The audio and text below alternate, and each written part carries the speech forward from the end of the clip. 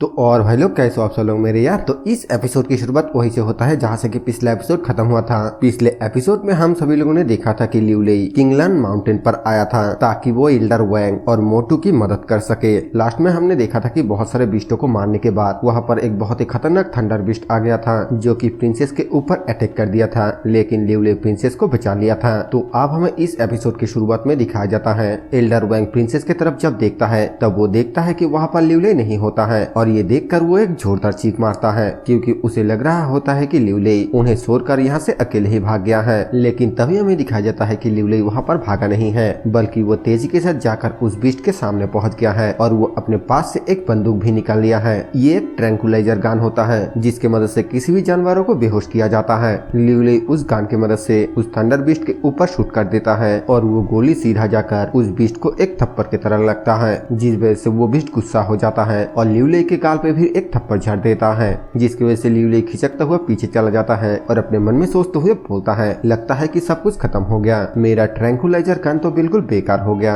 लेकिन तभी वो देखता है कि धीरे धीरे वो बीस्ट बेहोश होने लगता है और थोड़ी ही देर में वो बीस्ट बेहोश हो जाता है। एल्डर वैंग ये देखकर बहुत ही ज्यादा खुश होते हुए बोलता है आखिरकार ये कैसे गिरा, क्या ये किसी तरह के मैजिक है? प्रिंसेस बोलती है इमॉर्टल अब तो बहुत ही अमेजिंग है। लियू लेई बोलता है तुम लोगों को हैरान होने की कोई भी जरूरत नहीं है, इस इमॉर्टल के पास इस तरह के बहुत सारे यूनिक स्किल है। और तभी प्रिंसेस हैरानी के साथ सामने को देखते हुए बोलती है आखिरकार वो क्या चीज है। हमें दिखाया जाता है कि उस बीस्ट के सर के ऊपर एक सील टाइप का कुछ चमक रहा होता है। एल्डर वैंग और मोटू बोलता है हमने भी इस तरह की चीज इससे पहले नहीं देखा। लियू लेई अपने मन में सोचते हुए बोलता है फिलहाल के लिए मैं इसके बारे में भूल जाता हूँ और इसका एक फोटो क्लिक कर लेता हूँ, बाद में अच्छे से मैं इसके बारे में चेक कर लूंगा। ये बोलने के बाद वो अपने फोन को निकलकर फोटो क्लिक करने लगता है और प्रिंसेस फोन को देखकर चमकती हुई आंखों के साथ बोलती है इमॉर्टल आखिरकार ये किस तरह के मैजिकल डिवाइस है? लियू लेई बोलता है इस चीज से तस्वीर खींचा जा सकता है और मैं जब यहाँ से अपने घर वापस जाऊंगा तब मैं उन फोटो को देख सकता हूँ। प्रिंसेस बहुत ही ज्यादा खुश होकर कूदते हुए बोलती है इमॉर्टल तो हर एक चीज में बहुत ही ज्यादा अमेजिंग है। और तभी लियू लेई को ध्यान आता है कि उसका यहाँ पर वक्त खत्म हो चुका है। वो उन तीनों को बोलता है मेरा यहाँ से जाने का वक्त हो चुका है, मैं अब और यहाँ पर ज्यादा देर तक नहीं रुक सकता हूँ। फिर वो प्रिंसेस के सर सहलाते हुए बोलता है तुम कभी अचानक इस तरीके से कोई भी कदम मत उठाना वरना आज के तरह फिर से तुम्हारा जान खतरे में पड़ जाएगी। फ्यूचर में कोई भी कदम उठाने से पहले अच्छी तरीके से सोच समझ कर डिसीजन लेना। प्रिंसेस बोलती है जब तक इमॉर्टल मेरे साथ है मैं किसी भी चीज से नहीं डरती हूँ। प्रिंसेस के बातें सुनकर लियू लेई घबराते हुए अपने मन में बोलता है तुम नहीं डरते हो लेकिन मैं बहुत ही ज्यादा डरता हूँ। इसके बाद हमें दिखाया जाता है कि वो तीनों ही लियू लेई को ग्रीट करते हुए गुड बाय कहता है और लियू लेई वहाँ से टेलीपोर्ट होकर अपने रियल वर्ल्ड में पहुँच जाता है, जहाँ पर पहुँचने के बाद सिस्टम उसको बताता है होस्ट को रिमाइंड किया जा रहा है होस्ट अपना लेवल अप करने में ध्यान न देकर अपने सेल्स को बढ़ाने में ध्यान दे। होस्ट के लिए बिजनेस बढ़ाना सबसे ज्यादा जरूरी है। अब तक का सेल अमाउंट 1000 में सिर्फ 6 है, यानी कि 10 मिलियन में सिर्फ 6 लाख ही हुआ है और इसको कंप्लीट करने का बाद सिर्फ 23 दिन बचा हुआ है। लियू लेई अपना सर पे हाथ मारते हुए बोलता है तुम्हारा सिस्टम मेरे जिंदगी को मुश्किल करने में बहुत ही अच्छा है। और तभी उसके फोन में मिस मिंग का एक कॉल आता है और जब वो उसे रिसीव करता है तो दूसरी ओर से मिस मिंग बोलती है लियू लेई कोई मेरा पीछा कर रहा है, मुझे मदद करो, मैं अपना लोकेशन भेज रही हूँ। इसके बाद यहाँ से सीन चेंज होकर हमें दूसरी जगह पे मिस मिंग को दिखाया जाती है जिसके पास एक बंदा आकर बोलती है मिस मिंग इवान फैमिली आपसे मदद मांगना चाहता है। मिस मिंग बहुत ही ज्यादा घबराते हुए बोलती है इवान फैमिली क्या तुम इवान जीन्स के आदमी हो?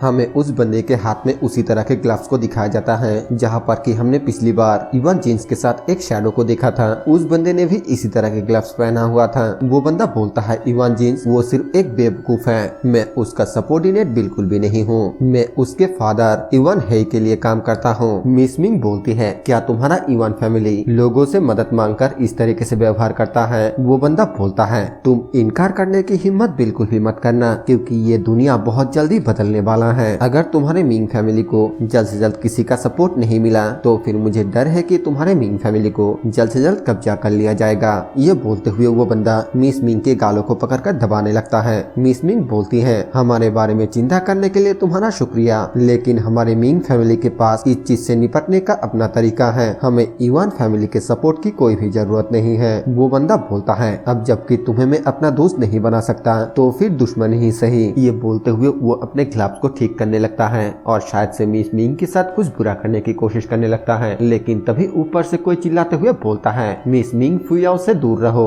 वो दोनों ही हैरानी के साथ ऊपर की तरफ देखने लगता है और तभी हमें दिखाया जाता है कि ऊपर से कूदकर लिउ लेई इस जगह पर पहुंच जाता है। लिउ लेई को देखकर मिस मिंग बहुत ही ज्यादा खुश हो जाते हैं और वो बंदा भी लिउ लेई को वहाँ पर देखकर खुश हो जाता है और तुरंत ही अपने पास से बहुत सारे नीडल को निकाल कर बोलता है ये तो बहुत ही अच्छी बात है, 200 मिलियन युआन तो मेरे दरवाजे के सामने खड़ा है। ये बोलने के बाद वो उन नीडल से उन दोनों के ऊपर ही अटैक कर देता है, लेकिन लिउ लेई मिस मिंग को बचाने के लिए उसके सामने आकर उन नीडल को अपने बॉडी पर ले लेता है। वो बंदा बोलता है यंग मास्टर लेई तो दिल का बहुत ही अच्छा है, लेकिन ये बहुत ही अफसोस की बात है। फिर वो एक क्रीपी सा स्माइल देते हुए बोलता है ये किवाई नीडल तुम्हारे मेरिडियन को ब्लॉक कर देगा और तुम्हारे सेंसो को काट देगा। हमें दिखाया जाता है कि लिउ लेई के आंखों में धीरे धीरे अंधेरा छाने लगता है और वो बोलता है मैं बिल्कुल भी देख नहीं पा रहा हूँ और मुझे कुछ सुनाई भी नहीं दे रहा है, मुझे बहुत ही ज्यादा भारी महसूस हो रहा है, ऐसा लगता है कि मैं अपने आप को मूव नहीं कर पाऊंगा, मुझे बहुत ही ज्यादा थकान महसूस हो रहा है और मेरे लिए सांस लेना भी मुश्किल हो रहा है। हमें दिखाया जाता है कि लिउ लेई वहाँ पर बहुत ही मुश्किल से खड़े रहने की कोशिश करने लगता है। दूसरी तरफ से वो बंदा लिउ लेई के पास आते हुए बोलता है स्ट्रगल करना बिल्कुल बेकार है, यंग मास्टर लिउ एक अच्छे बच्चों की तरफ प्लीज जाओ, इन पर लेट जाओ और मुझे अपना काम करने दो। लिउ लेई बोलता है मैं बिल्कुल भी नहीं गिर सकता,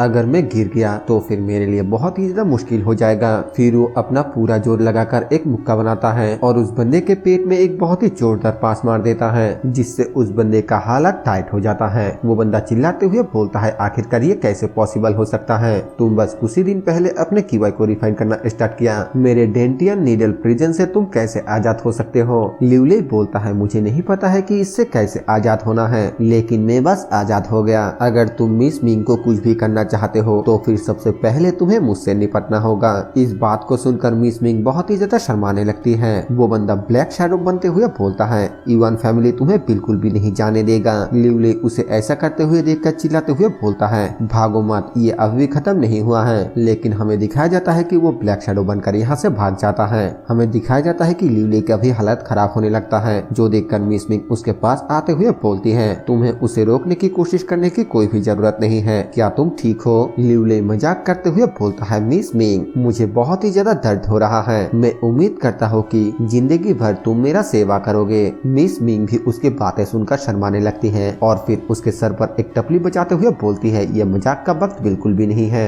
इसी के साथ हमें दिखाया जाता है कि लिउ लेई वहाँ पर बेहोश हो जाता है और मिस मिंग चिल्लाते हुए बोलती है लिउ लेई, जिसके बाद यहाँ से सीन चेंज होकर हमें मिस मिंग के घर का सीन दिखाया जाता है, जहाँ पर हमें दिखाया जाता है कि मिस मिंग लिउ लेई के ऊपर चढ़कर बोलती है क्या तुम होश में आ गए। मैंने अपने कजिन ब्रदर से पूछा और उसने मुझे बताया कि तुमने बहुत सारे स्पिरिचुअल एनर्जी को गैदर कर लिया जिस वजह से तुम बेहोश हो गए और तुम्हें बहुत ही ज्यादा कमजोरी भी महसूस हो रहा है। लिउ लेई अपने मन में सोचते हुए बोलता है अच्छा तो कल इसी वजह से मैं उस ब्लैक ऑरा के ब्लॉक से फ्री हो पाया, क्योंकि मैंने कल किंगलंग माउंटेन पर बहुत सारे स्पिरिचुअल एनर्जी को एब्जॉर्ब किया था। इसके बाद मिस मिंग आगे बोलती है मैं तुम्हारे लिए नए कपड़े का सेट लेकर आया हूँ तो तुम जल्द से जल्द इसे पहन लो। लिउ लेई बोलता है मिस मिंग तो सच में मेरा ख्याल रख रहा है और फिर उस कपड़े को पहन लेता है जो कि पिछले बार के जैसा ही है। मिस मिंग आगे बोलती है ये बहुत ही ज्यादा अफसोस की बात है कि कल वो किलर भाग गया, वरना हम ये पता लगा सकते थे कि वो मुझसे क्या चाहता है। लिउ लेई अपने मन में सोचते हुए बोलता है मिंग फैमिली ने हाल ही में सॉफ्टवेयर का काम करना शुरू किया, क्या ऐसा हो सकता है कि वो आदमी मिंग फ्यूआओ से इसी काम के लिए मदद चाहता हो। फिर वो अपने मोबाइल पे